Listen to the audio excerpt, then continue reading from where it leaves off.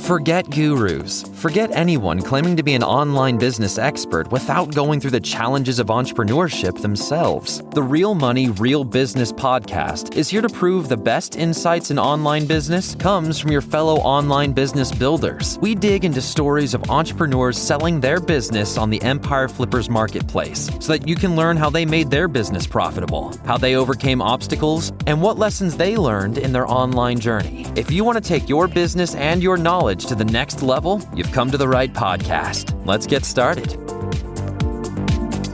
Hey everyone, welcome to another episode of the Real Money, Real Business podcast. We record these interviews so that potential buyers can learn more about the business and the seller to help them make an informed buying decision.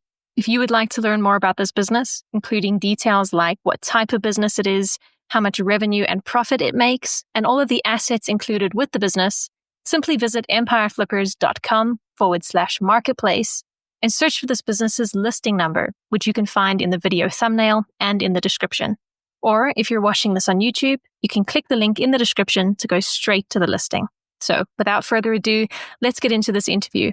First up, let's learn a little bit about you. Can you tell us about your background in building and running online businesses? Okay, I was in the manufacturing industry for almost 8 years before I went on to join an e-commerce company back in 2019. They were actively selling on both Amazon and eBay, but mainly the market is in the UK and in the EU. Fast forward into 2021, I left the company and started my own Amazon business. Almost all of our products, they are self-designed and produced in China. Off-the-shelf products, it has given the economic moat against our competitors, making our products less vulnerable to price war. Why are you selling the business now instead of keeping it and growing it further? As we know, e-commerce is a cash-intensive business. So even with the very favorable margins that we have now, I've been very aggressive in launching new products, in growing our business, in expanding into new marketplaces. So in order to do so, I have to reinvest my profits in the business. I believe by selling the business, it puts me in a better position in terms of cash flow to work on or try out something even bigger. Can you describe the amount and the type of work that you do on this business to maintain it? Okay, the work is basically broken down into 3 parts. The first one is product development. The second one is supply chain. And the last one is marketing. Let's start off with product development. So in 2024, we launched around 4 parent SKUs. So our products, they are relatively simple to design. So each takes around 1 to 2 months to develop, and getting samples from China, back and forth, So it takes around 1 to 2 months, So I do my own listing images, and I've been using tools like ChatGPT for my listing content. So it depends on how aggressive in terms of product launching. So if you were to launch more products, so it would take more time around the year, but of course you will have more products to sell, and it grows the revenue more rapidly than the 4 parent SKUs that I did in 2024. So when it comes to supply chain, I have an assistant that I've declared to Empire Flipper as well, who helps me with the reordering and so stock replenishment. So we order on a monthly basis. So every 30 days we place a new order. So the assistant basically works around, I would say, 20 or 30 hours per month. So what he does is he works on reorder analysis, to place orders, and also to arrange the shipments to FBA. We are 100% FBA, and we do not use any 3PLs. That makes it relatively simple and straightforward. And for the marketing and probably listing optimization, we only use Amazon PPC for our marketing strategy. So we don't run ads on social media, we don't run ads on Google. In that case, it takes me around probably 1 hour plus a week to optimize my PPC, because in general, we do not have that many SKUs in total. So probably during the product launches period, I may spend more time on PPC. So if you were to keep this business, what are some of the ways you would try to grow it?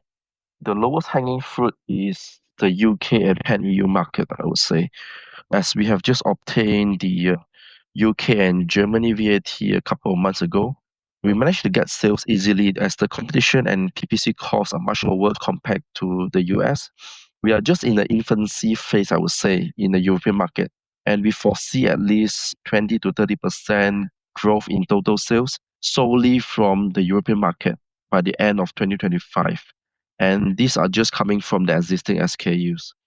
As mentioned, we have only launched 4 parent products in 2024, which we usually launch more in a year, but cash flow was tight as we had to decide in 2024 whether to expand into the EU or to use the money to produce more new product launches. Of course, obviously, we have gone into the EU expansion as the products are nearly guaranteed to sell once we have the products in.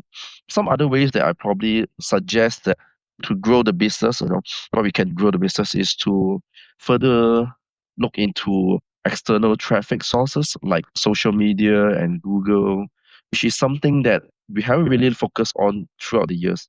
And also, I believe that our visual assets can be further improved. So, in order to increase conversions, our visual assets like our images and probably the videos can be further improved. So, it helps in increasing the conversion and hence higher sales in that case. Right. And what would you say are the biggest risks with this business that buyers should be aware of? Okay, the business model of my Amazon account is to not sell generic products like kitchen accessories, DIY tools, and etc. etc. This has indeed given us a higher room for margins with less competition. But at the same time, it also means that the demand does not allow us to sell as many as other generic products, such as up to 1,000 units per month. All right. And I think similar to many other sellers, what we face is that a lot of Chinese sellers that can copy good selling products quickly. All right. And the biggest challenge is to come up with products that require more hassle to produce. And in this case, it will discourage other sellers to copy a product that's more hassle to produce, right? What kind of products are these? It can be products that are made of more than one type of material. So make it more complicated in a sense for them to enter or to bring in the same products, to compete with us. How much support are you willing to offer the buyer who acquires this business? We will give all the suppliers contacts to the buyers, and also we are able to train the buyers on the reordering processes and also techniques that we have with the different suppliers. If the buyers do not already have a UK or EU selling eligibility, we will also provide guidance on the compliances and also the requirements to help them qualify to sell. All right. Also, one thing is that we'll also give them product ideas to launch as we already know, like for our brand, what type of products that we normally would expand into vertically or horizontally, what are the different design or different product line that we can get into. So these are things that we can give recommendation or suggestion to the buyers. We can also suggest suitable suppliers to talk to for different products. Are you open to negotiating something like an earn-out agreement?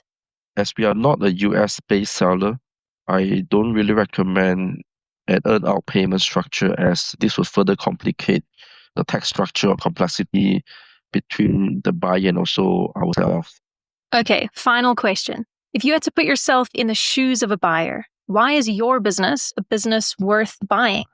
Throughout the years, I've built a business that is proven to be sustainable and to stay profitable in the long run. So we are not a business with one-hit wonder products. We produce non-seasonal and evergreen products. But of course, most of our products they sell really well during the festive seasons because they are really giftable. And all of our products are in the standard size category, with only one of them in the small oversized category. So this makes logistics much simpler and straightforward. Also, with a good relationship with our current suppliers, most of our new launches only require an MOQ of 100 to 200 units. So compared to many others that require thousands to start off with for a single variant. So this tremendously brings down the risk, when it comes to new product launches. So with the same amount of investment, I've been able to launch and test more variants. Other than that, one of the key points is that none of our single SKUs contributes more than 20% of our monthly total revenue. So this means that we have distributed the risk among all SKUs, and this further lowers the risk of drastic revenue dip. In a case where a performing SKU gets outperformed by another competitor, or probably due to a listing suspension. All right, everyone. Thanks for listening. To learn more and see if this business is still for sale, head over to empireflippers.com/marketplace and search for this business listing number, which you can find in the video thumbnail and description. Or if you're watching this on YouTube, click the link in the description to go straight to the listing. Once you've unlocked this listing, you'll find everything you need to know about this business. So, thanks for joining us. See you next time.